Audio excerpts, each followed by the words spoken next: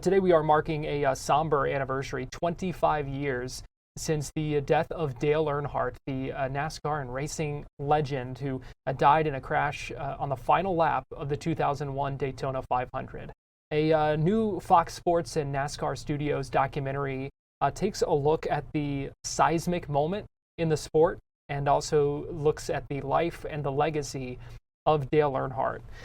You can watch that documentary right now on Fox One and on YouTube. And we are pleased to be joined this afternoon by Griffin Van Malssen, who is a coordinating producer with NASCAR Studios and worked on this project for this documentary. Griffin, we appreciate you joining us this afternoon. Oh, great to be here.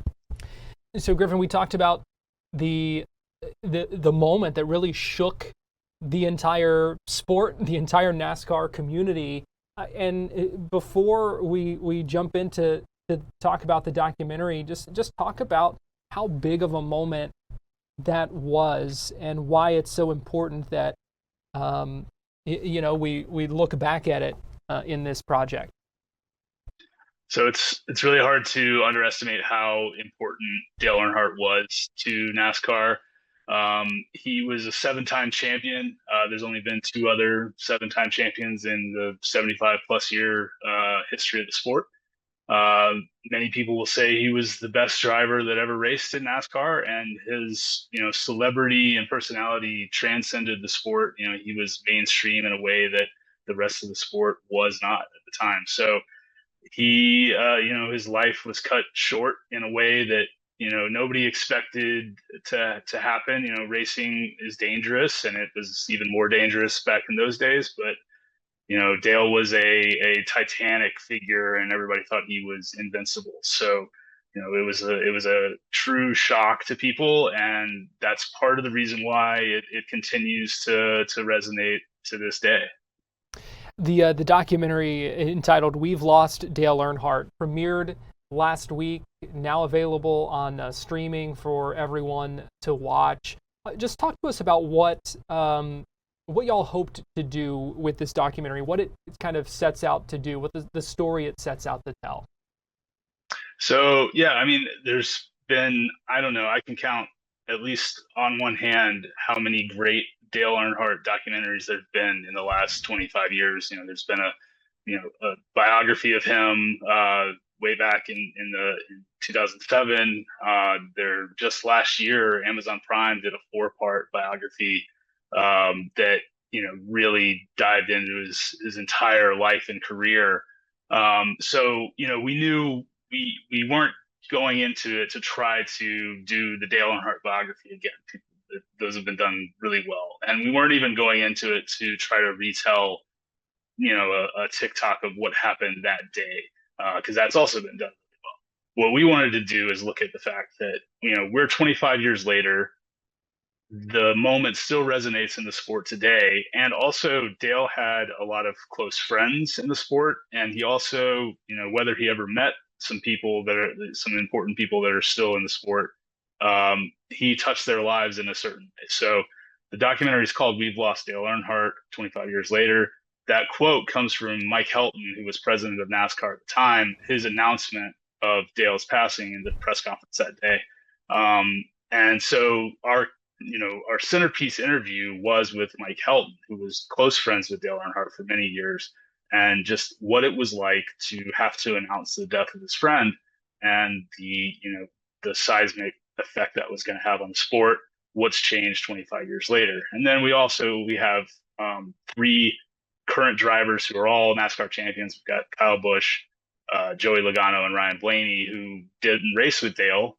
I don't think any of them ever met him, but his legacy and the way he shaped the sport and the way the sport changed in the years since his death, affects their lives to this day. So we really wanted to get some personal stories on how this tragic event has affected people in the sport and how it's run to this day, rather than telling the story everybody knows of a great man who became a huge important person in NASCAR.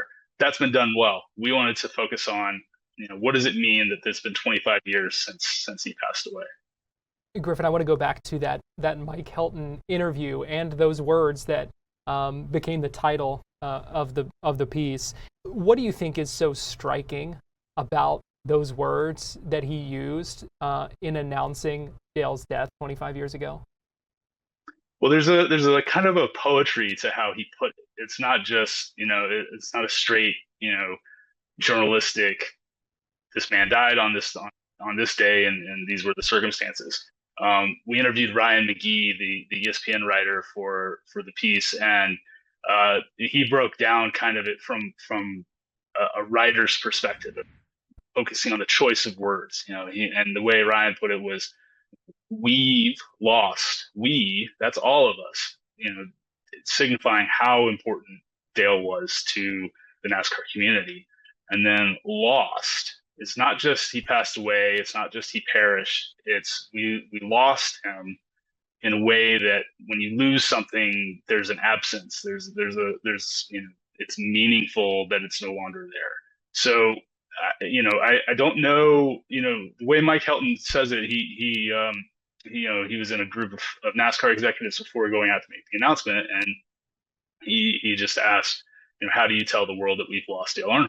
So somebody in the room said, that's exactly how you say it. So there's a reverence and a poetry to those words. I think I don't, obviously he didn't know that those words would echo through the quarter century ever since. But I mean, it's an amazing way to put it, and that everyone remembers hearing those words.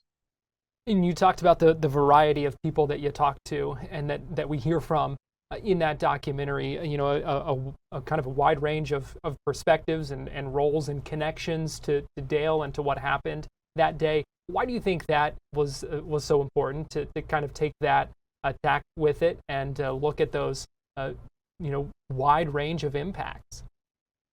Well, we wanted to find stories that people didn't know very well or weren't widely circulated, just because it is such well-covered material. So we wanted to speak with people that either were there on that day but weren't the focus, but he was touched somehow. So Kurt Busch, that was his first Daytona 500, and he had a run-in on the track with Dale Earnhardt. The way he puts it, he may be the last person that Dale Earnhardt ever flipped off, because they got in a little bit of a tussle on the track. And then Kyle Busch, Kurt's younger brother, was there in the grandstands watching with their parents. So we wanted to have some perspectives of folks that you wouldn't really think of, that they weren't in charge of anything that day. They weren't having to respond, but it did impact them. I think the biggest surprise that we had that was Frankie Muniz, the star of Malcolm in the Middle at the time. He was the grand marshal of that race, and got to go, he's 15 years old, got to go meet Dale Earnhardt in the driver's meeting. And he was, I don't know if you remember the show MTV Diary, he happened to be filming that show. And so there's footage of Frankie meeting Dale Earnhardt as a teenager. Frankie Muniz has gone on to become a professional race car driver, not just an actor. And he credits a lot of the words that he heard from Dale Earnhardt on that day that kind of shapes his philosophy of life. Enjoy what you're doing, because you never know when it's going to end.